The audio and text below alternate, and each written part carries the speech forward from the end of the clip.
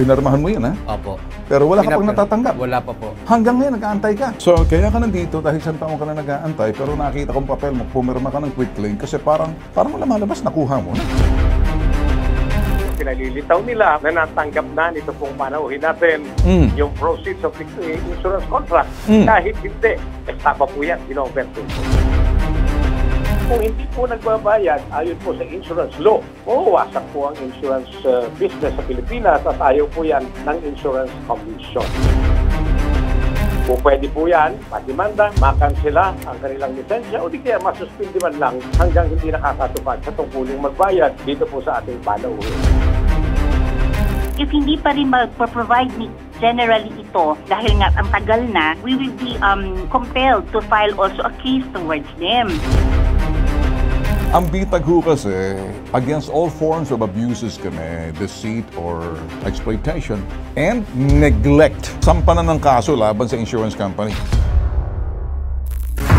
Ako nga pala si Ervin Torino, nakatira sa Looc, Alamba, Laguna City. Lumapit ako sa #ipabitag mo tungkol dun sa insurance life ng asawa ko na hindi pa naibibigay hanggang ngayon dahil isang taon na mahigit na dapat na makuha namin mag-ama. May pinaprovide sa akin mga requirements para ma-release daw yung pera sa insurance na nakompleto ko naman pero hanggang ngayon wala pa rin.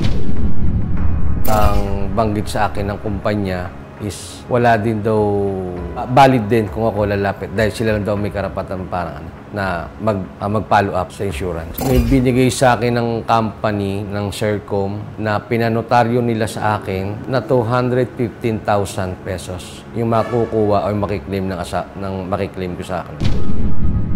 1 year and 4 months nang patay si Mrs. Pero tingin ko parang binabaliwala nila o ayaw banla talaga nilang kumilos. Hindi lang naman siya ang namatay marami pa Pero parang ayaw nilang pumukpok para mas mabilis o matapos yung proseso. Yung consideration na lang na dapat na ibigay nila. Pero ngayon wala pa. There must be an acknowledgement receipt. A quit claim is a quit claim, but to say, I haven't received any money yet. Okay, go after this. Okay, good. Kunin yan. Kasama natin ngayon si Ervino Torino. Magandang umaga sa iyo. Magandang umaga po, Ervino, sir. okay. Kailan ka pinaperma ng quit claim nung sinasabing ng kumpanya na dapat ibigay sa iyo? Yung sa quit claim na yan, nahahayag na ba daw kung magkano matatanggap mo? Sinabi po nila sa akin na nasa 215 yung aking makiklaim. Sabi sa akin, binigay po nila yung para panotaryo ko. Yun daw po ay para ma-release na at pumasok sa account ng ATM na sinadmit ko po sa kanila. Pinarmahan mo yan, ha? Opo. Pero wala ka pang natatanggap? Wala pa po. Hanggang ngayon, nag-aantay ka. So, kaya ka nandito dahil isang taon ka na nag-aantay, pero nakita kong papel mo, pumirma ka ng quit claim kasi parang wala malabas, nakuha mo na. Opo. Attorney Batas Mauricio, magandang umaga uli sa iyo. Maganda pong umaga muli, Ginoong Ben Tulfo. Magandang umaga po sa bayan ng Pilipino natin, pabitag mo.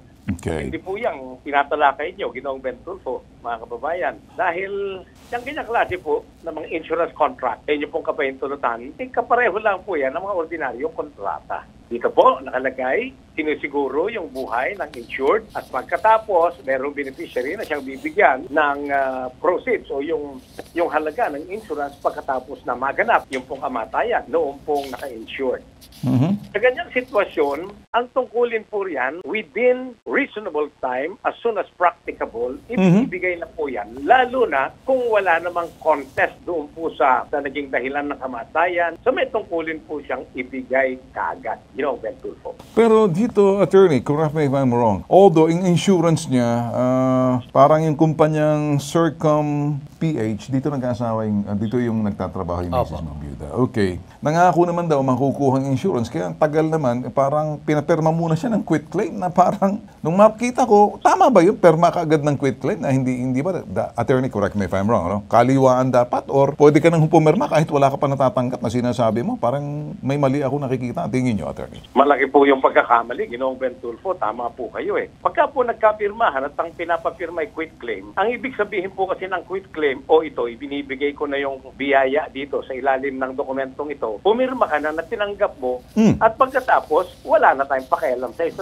Wala ka na hahabulin. Wala na rin kaming hahabulin sa iyo kasi nagkatanggapan na tayo. Yun. Ang konsiderasyon po sa insurance company na nagpapapirma ng quitclaim, mawala yung pananagutan nilang magbayad. Ang konsiderasyon po doon sa pumirma ng quitclaim, natanggap ang pera. Pero sandali po, ang tindi po ng binabanggit niyo, pinalilitaw nila na natanggap na nito pong panauhin natin yung proceeds of the insurance contract. Kahit hindi. Estafa po yan, Ginoong Ben Tulfo. Linawin natin, Attorney Ran. Yung Circum Philippines Incorporated, 250,000 ang makiklaim from the insurance. Pumirma ng quitclaim para daw makuha. Kaya pumirma siya. Kaya ang tagal niya nag-aantay. So dito sa parting to, I understand and agree that this is a full and final release and discharge to the parties. Parang natanggap niya na, Attorney. So dito sa parting to, gusto ko lang makita kung tama ba to. So ano naman ang dito sa pumupunta sa atin, pinirmahan niya na, tapos sinabi, ipanotarize mo. So, Sana binigay kumpanya. mo na yung kumpanya, yung quitclaim mo na notarize na. Opo, yun po yung utos sa akin. Para daw po may release na kagad. So, hindi pa rin na-release hanggang Wala sa pa po loob. hanggang ngayon. So, parang sinasabi na may utang pa rin sila sa'yo, i-release or hindi ka na kinakausap. Pag po kinakausap nila ako, sinasabi nila, antay-antay lang, hindi sila magtugma sa pagbabayad nila ng mismong insurance. Bago nitong lumapit ako sa DOLE, wala naman daw silang pakialam daw sa third party. Pero nakausap ko, nasabi nila, parang hindi po yata sasagutin. Eh, gusto ko po sana. Nagpaparal ka pa ng anak. Ilan taon yung anak mo? 17 years old po. Magka-college. Magpe-pressure college po. Kakagraduate Yun lang po sana ng ang ganito. pang-tuition. Opo. Padala ang bitag ng sulat sa General Life Insurance upang makuha ang kanilang panig. Tumanggi silang magbigay ng komento dahil daw ang confidentiality obligations between the insurer and the company who insured dito sa depunta. Then sabi dito, good day, we acknowledge receipt of your letter dated July 17, 2024. Unfortunately, we must decline your request due to our confidentiality obligations. So dito sa parting to, kasi parang yung pinaka-principal insured, tumawag din ang bitag sa Business Permit and Licensing Office ng Calamba. Ayon sa kanilang opisina, wala raw business permit ang Circum Philippines dahil ito raw under Philippine Economic Zone o PEZA. What should we do para dito sa parting to? Ang pangunahin po ipapayo natin, Ginoong Ben Tulfo, magsampa po ng reklamo diyan po sa Insurance Commission. Bakit po ang sound insurance practices? Kailangan tinutugon ng insurance company, maging ng kanyang mga ahente, ng kanyang mga kawani at mga opisyales, ang kanilang tungkulin na ibigay ang kaukulang kabayaran para po sa mga nagpapa-insure sa kanila. Kasi ito pong insurance business, nakadepende po sa pagtitiwala, sa trust ng taong bayan.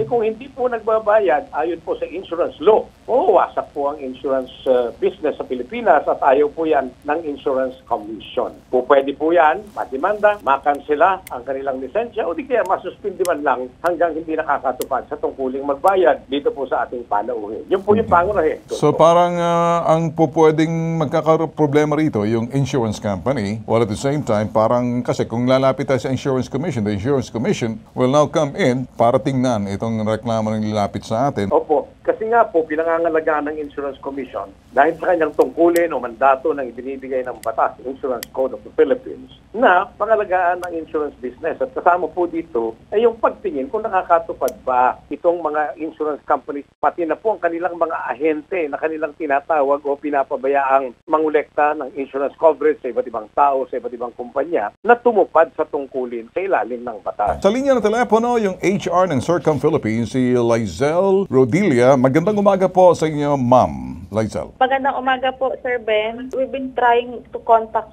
generally as well and yung aming broker na si Sir Renz. Unfortunately, hindi rin namin sila makontak. Pero So tanong ko lang, may chance pa bang makukuha to or baka you're given a runaround, kailangan nyo ba ng tulong? Alam nyo, ma'am, may pwede naman paimbestigahan to. Pwede naman paimbestigahan to sa Insurance Commission. Kapag matibay pa rin, baka magka-interest yung mga pagdating sa mga ganitong klaseng issue. May Senado, may Kongreso na pwedeng pakialaman to kung ganitong sitwasyon. Baka marami kasing nabibiktima ng ganitong klaseng problema. Kailangan nyo ba ng tulong namin? Kasi parang lumalabas, ma'am, pinapirma nyo si Irvin na natanggap niya na kasi may quit claim eh. Bakit mauna ata yung quit claim na pinaperma niyo siya, ma'am? Wala pa namang natatanggap na pera hanggang ngayon. Yung process kasi ni Generali sa amin, just to give you a background, under kami ng isang broker. So, yung insurance company, Generali, may broker kami. So, itong process nila na papirmahan na ang claimant ng quit claim at sila ang magpapanotarize, dadalhin nila doon sa opisina nila, at yung claims nila will be paid to them ng via wire transfer. So, ito pong claim ni Mr. Torino, actually, totoo po yun, napakatagal at hindi na rin po kami nagkulang ng pagpupush sa Generali. Actually, as of several months ago, may mga proof kami. Kasi si kumpanya naman, Sircom, paid our bill sa kanila for the year. Kasi benefit po ito ng mga empleyado namin. May proof kami ng payment. However, itong magkiklaim na itong si Mr. Torino, nagkaroon na sila ng problema as to satisfy and fulfill that.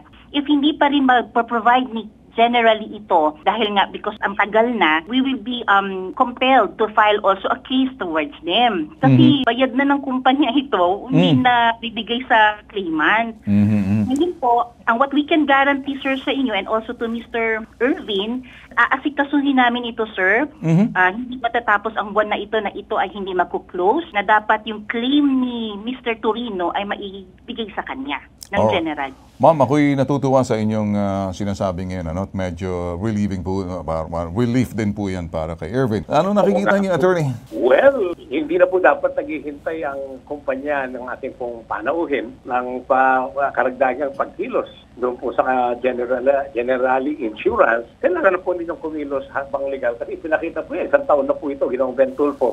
Medyo masyado na po matagal yung paghihintay at pagbibigay ng pagkakataon. Well, incidentally, attorney, pat kay Lizelle, no?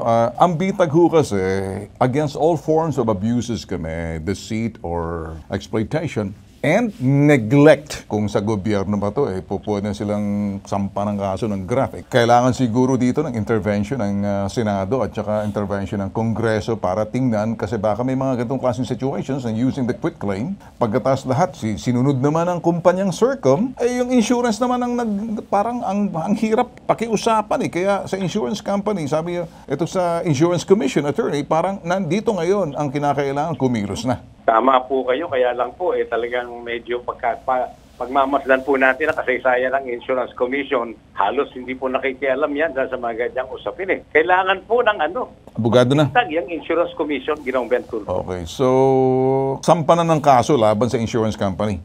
Tama po. Ayun. Ma'am Lizelle, kinakailan siguro magsampa na kayo ng kaso kapag hindi pa naayos to. Kami nakatingin lang, baka kailangan nyo ng tulong sa amin. We can help you. Ma'am, do you think before the end of the month, malulutas niyo po to, Ma'am Lizelle?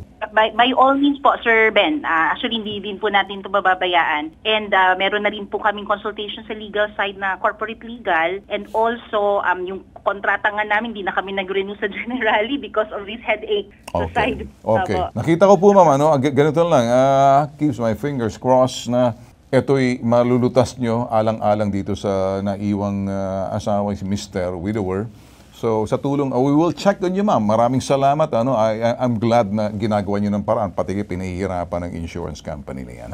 So, thank you so much, Thank you po, Sir Ben. Thank you po. Okay, ganito na lang. Mag-aantay muna tayo. Attorney, the best way siguro, antayin muna natin. Bigyan muna natin pagkakataon na to. Kaya mo ba magantay bago matapos ang buwan? Kasi kung hindi, subukan na natin, tutulungan na natin sila. Marami namang intervention na pwedeng gawin, Attorney, anong tingin mo? Opo, hintayin na po natin para po may official na reaction dyan po sa problemang yan ang ating panauhin. Maganda na po yun. Ben Tulfo. Maraming salamat, Attorney Batas Mauricio. Magandang araw po sa inyo pong Alright, ito po nag-iisang pambansang sumbungan, tulong at serbisyo, may tatak bitag. Ilalaban ka po namin, hindi ka naiiwan. Lalong-lalo na pagtama tayo rito. Naaayon sa batas ang lahat na ginagawa po natin. Ang nag-iisang pambansang sumbungan. #Ipabitag mo.